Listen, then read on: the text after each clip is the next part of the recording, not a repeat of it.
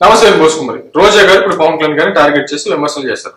ఈ విమర్శల్లో భాగంగా ఆయన డాన్స్ వేసుకుంటున్నాడు, ఆయన సినిమాలకి మొత్తం ప్రభుత్వాన్ని యూజ్ చేసుకుంటున్నాడు, సినిమాలు చేసుకుని సంపాదించుకుంటున్నాడు, దాన్ని రాజకీయాన్ని అడ్డం పెట్టుకుని చేస్తున్నాడు, హైదరాబాద్ పోయి డాన్స్లు వేసుకున్నాడు. ఈ రకంగా ఆమె ప్రచారం చేసేటువంటి ప్రయత్నం చేస్తుంది. మామూలుగా ఇప్పుడు సోషల్ మీడియాకి సంబంధించి ఒక యాక్ట్ తీసుకురావాలని చెప్పేసి అంటున్నారు కదా, మరి ఇప్పుడు ఆమె మాట్లాడిన ఫేక్ వార్తలే కదా చాలా వరకు, మరి ఆమె అరెస్ట్ చేయాలి కదా, మరి దానికి చట్టం తీసుకొస్తే బాగుంటుందేమో. ఇప్పుడు పవన్ కళ్యాణ్ గారు, నేను చాలాసార్లు చెప్పాను, సరే ఆమె మాట్లాడేటంటే ఆమె ఓపుకుంటే, అంటే అబద్ధం మాట్లాడడానికి ఆమెకు అంత ఓపుకుంటే ఖచ్చితంగా నిజం చెప్పడానికి కూడా అవతల కూడా ఖచ్చితంగా ఓపుకుంటుంది కదా. అలాగే దాంట్లో భాగంగా పవన్ కళ్యాణ్ గారు నిజంగా తప్పు చేసేడా చేయలేదంటే ఖచ్చితంగా చేయలేదు.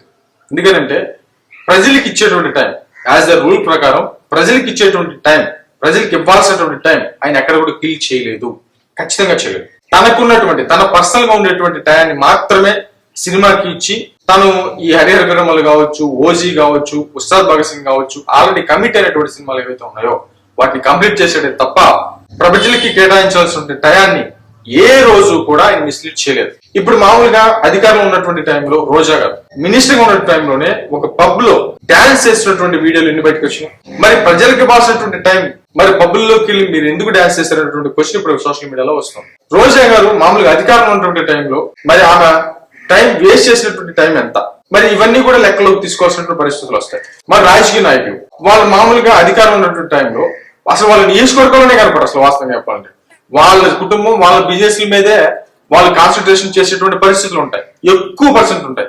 ఆ ఎలక్షన్స్ టైంకి ఏదో వస్తారు, ఆ వచ్చి ఆ 2 సంవత్సరాలు ఏదో హడావిడి చేసేటువంటి ప్రయత్నం చేస్తారు, సంపాదించుకోవాలి కదా. ఇప్పుడు అధికారం వచ్చింది, అధికారం అడ్డం పెట్టుకుని కొత్త బిజినెస్లు పెట్టాలి, ఉన్నటువంటి బిజినెస్ డెవలప్ చేసుకోవాలి, ఈ లెక్కలు ఉంటాయి. ఎవరో కూడా ఖచ్చితంగా ఉన్నటువంటి అధికారాన్ని ప్రజలకు ఉపయోగించేటువంటి పరిస్థితులు ఎక్కడెక్కడ ఉండవు, 60-70% ఉండవు. కానీ పవన్ కళ్యాణ్ గారు అలా కాదు.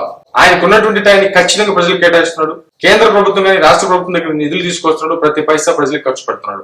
అంతేగాని పవన్ కళ్యాణ్ గారు ఎక్కడా కూడా ప్రజలకు ఉన్నటువంటి టైంని మిస్లీడ్ చేయట్లేదు.